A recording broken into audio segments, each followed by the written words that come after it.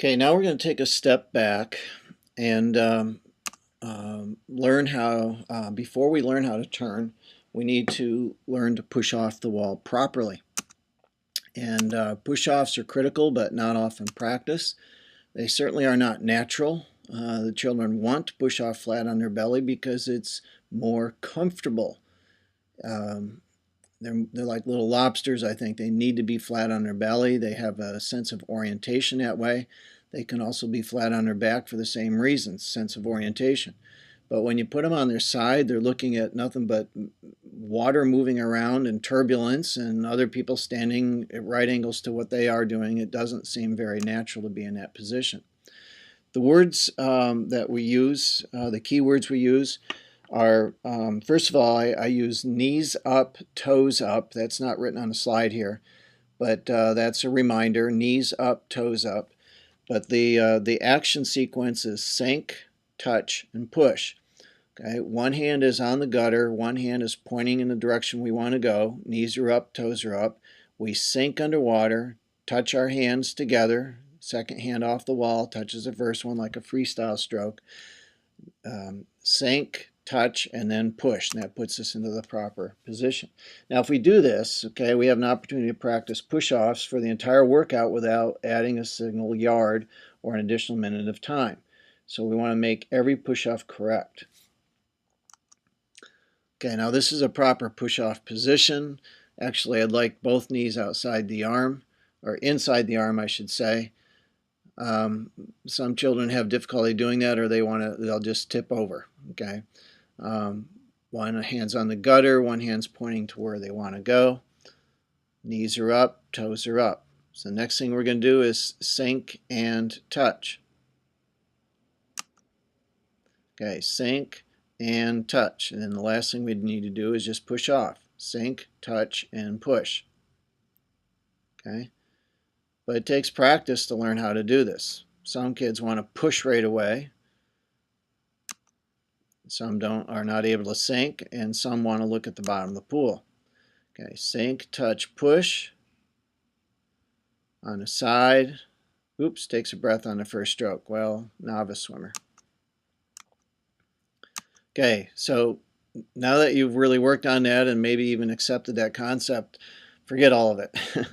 And the reason why I say that is whatever happened to our ability to jump? It just is not the skill that kids should be having.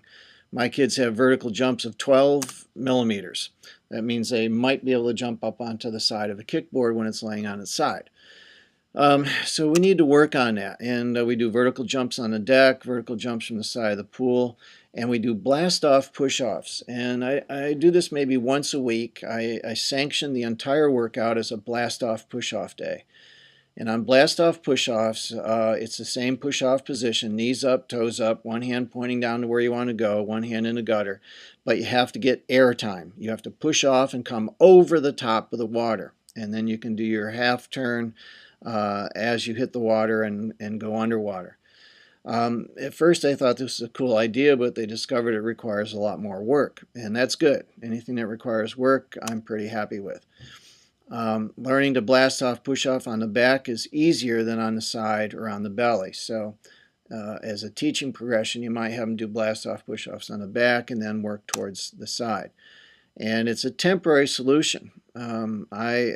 It's not really teaching them how to do turns properly, but at least it's engaging their legs. So here's a blast off push off. That's a very good one. Okay. Right over the top. Hits in the side. We can't really see what she's doing underwater there because of the reflection of the sun. Okay, now after the push off, we streamline, we kick, and we swim. For most people. Streamlining is not natural. It's an advanced skill. There are all sorts of balance issues that we need to work on dry land. We dolphin kick off the wall on free fly and back turns, and my minimum number is 3. And I like really rapid, shallow, low amplitude butterfly kicks. Not great, big, huge, massive body undulating whale kicks. I like to kick going from the abdomen down. I like the hands to stay pretty steady. Proper breakouts means that you pull your first arm when you're underwater, and then you break as the second arm is pulling, and then you breathe on the second or the third stroke. No transition stroke. What I mean by that is sometimes kids come off the wall, very nice streamlining. They get their dolphin kicking done, break into flutter kick, and then their arms go limp.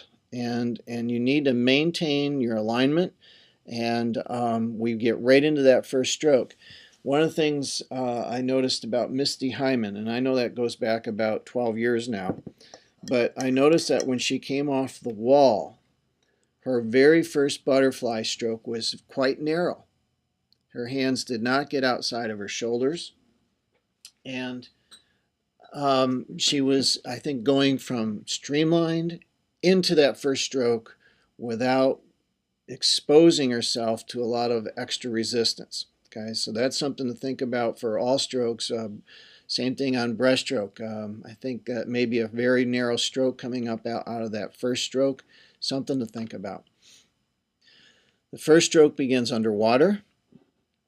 Backstrokers need to be underwater on that first stroke, and as it finishes, then their shoulder breaks the surface of the water and they go. Why? Well, it's clean water. And there's no air bubbles there. Okay, it's the only time a backstroker gets to pull against clean water. That's their favorite stroke. We breathe on a second or third or later stroke depending on the distance. Okay, novice streamlining. This is what my novice swimmers look like. Head up, arms apart, legs apart. And so we do all sorts of streamlining on the deck and in the water. This is called shadow streamlining.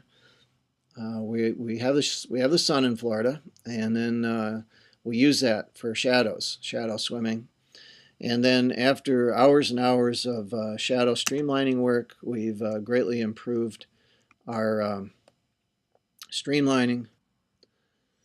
So this is novice streamlining after expert coaching. Anyway, it's a battle. It's a fun battle, and it's something that you work on every day, I think, with your children. Okay, let's move on and talk about freestyle turns, what the ideal turn should look like. We already saw that one visual a while ago, but the hands pull to the hips alternately, palms down, dolphin kick to help get over the top, and the hands stay in about the same position.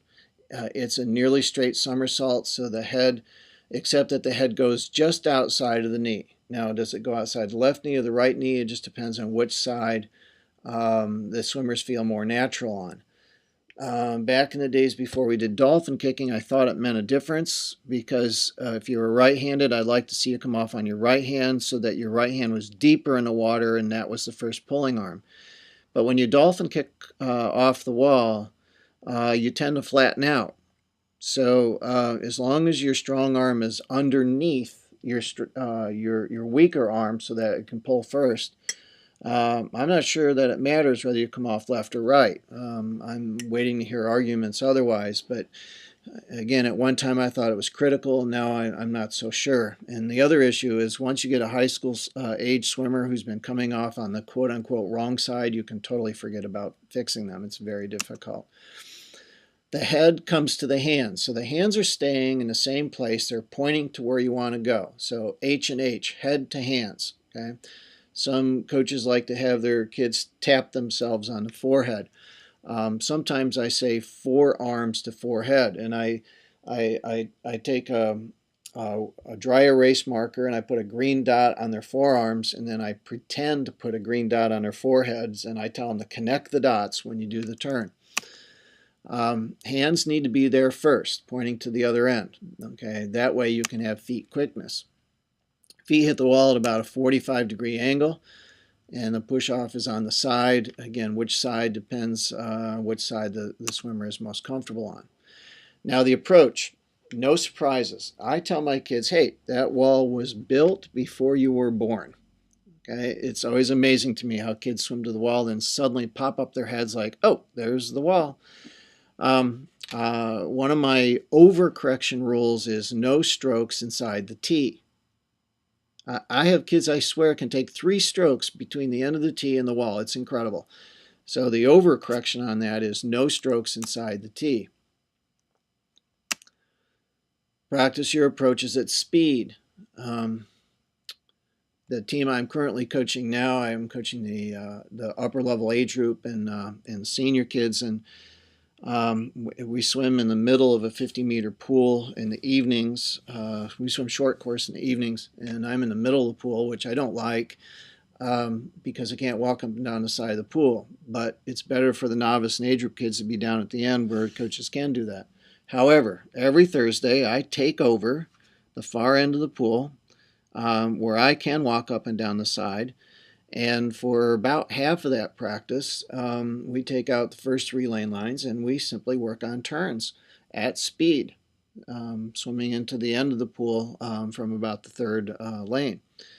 So good teaching opportunity for our kids, good sprint opportunity. Sometimes you have to look at your pool and see what's the best way to get the most out of your pool for your kids and make some lane rearrangements once a week. Now, as you approach the wall, we want to finish one hand down, then the second hand down, and I like to see the palms down. I'm surprised that many national level swimmers don't turn their palms down until a little bit late. I think you feel the water better with your palms, and I'd like to see your palms down just as you finish that second stroke to your side.